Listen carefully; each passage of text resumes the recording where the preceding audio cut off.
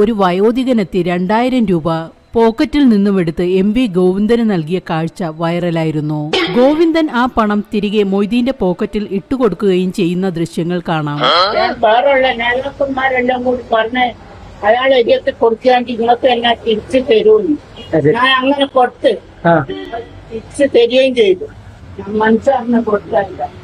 ഇവമാർ എവിടെ പരിപാടി അവതരിപ്പിച്ചാൽ ഇത് തന്നെ അവസ്ഥ. ഊച്ചാളികൾ എന്ന് കേട്ടിട്ടുണ്ടോ? ഊച്ചാളികൾ എന്ന് ഊച്ചാളികൾ തന്നെ. വിജയൻ ടീമും ടീച്ചറമ്മേ കോയിന്തൻ ടീച്ചറും എല്ലാം കൂടി ഒരു ഫുൾ ഉടായിപ്പെട്ടി. പാത്രം കഴുകലിന് ശേഷം നികേഷ് കഥ, തിരക്കഥ, സംഭാഷണം, സംവിധാനം അടക്കം ചെയ്തതാണ്. എല്ലാം പൊട്ടി പാളീസായി. പെൻഷന് ഓരോരോ നേതാക്കന്മാരെത്തിയെത്തു, പിണറായിന്റെ എത്തിയെത്തും, വേറെ എല്ലാവരും എത്തിയെത്തു. പെൻഷൻ കിട്ടിയിട്ട് മുപ്പരെത്തിയെത്തുന്ന ഫോട്ടോ എടുക്കുന്നില്ല. അങ്ങനെ കളിക്കുന്നില്ലേ? അത്രയും മാതിരി ഞാൻ കയറിയിട്ട് കളിച്ച ഇപ്പരെത്തിയെത്തിന് വേറുള്ള നേതാക്കന്മാരെല്ലാം കൂടി പറഞ്ഞ് അയാൾ എരിയത്ത് കൊടുക്കുകയാണെങ്കിൽ നിങ്ങൾക്ക് എല്ലാം തിരിച്ചു തരൂന്ന്. ഗോവിന്ദന് ഉളുപ്പില്ലാത്തത് കൊണ്ട് കുഴപ്പമില്ല. ഉളുപ്പുള്ള ഒരാളായിരുന്നെങ്കിലും ഒന്ന് ആലോചിച്ച് നോക്ക്. ആലോചിക്കാനേ വയ്യ.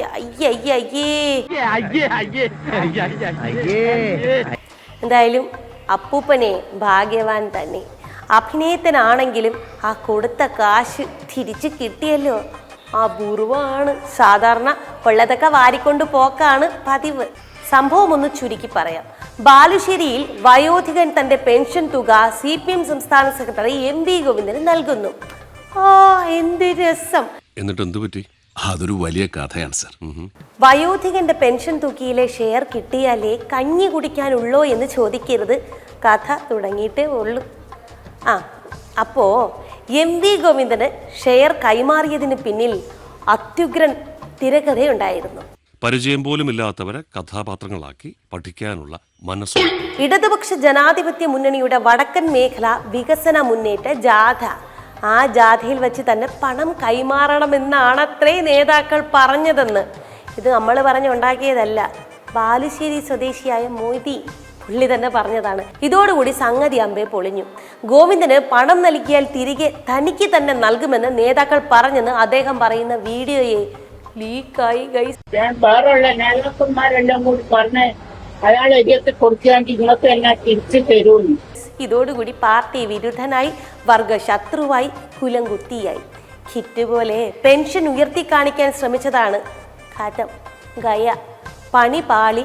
ദൈവത്തെ പറ്റിച്ച് തിന്നവർക്ക് പ്രായമുള്ളവനെ പറ്റിക്കാൻ വലിയ വിഷമോ ഒന്നും ഉണ്ടാവൂല എന്ന് നമ്മൾ എടുത്തു പറയേണ്ട കാര്യമില്ലല്ലോ. മാനം മര്യാദയ്ക്ക് വല്ലതും ചെയ്യണം. ഇതിപ്പോ അതുണ്ടായില്ല. അപ്പൊ പിന്നെ കഴിയുന്നത് ഇതുപോലെയുള്ള ഓരോ ഉടായ്പകളും കാണിച്ച് അങ്ങ് ഇറങ്ങും ജനങ്ങളെ ആകർഷിക്കാൻ. നിയമസഭാ തെരഞ്ഞെടുപ്പല്ലേ വരുന്നത്. ആകർഷണം ഇച്ചിരി കൂടും. തദ്ദേശ തെരഞ്ഞെടുപ്പിൽ തോറ്റമ്പിയല്ലോ. ഇനി ആ ഗതി വരരുത്. അതിന് ഇനി എന്ത് നാണം കെട്ട കളിയും കളിക്കും. എന്നാൽ എജാതി പ്ലാൻ എന്ന് നോക്കണേ. 30 കൊല്ലം പിന്നിലാണ്. അവിടുന്ന് വണ്ടി കിട്ടിയില്ല അണ്ണന്മാർക്ക്.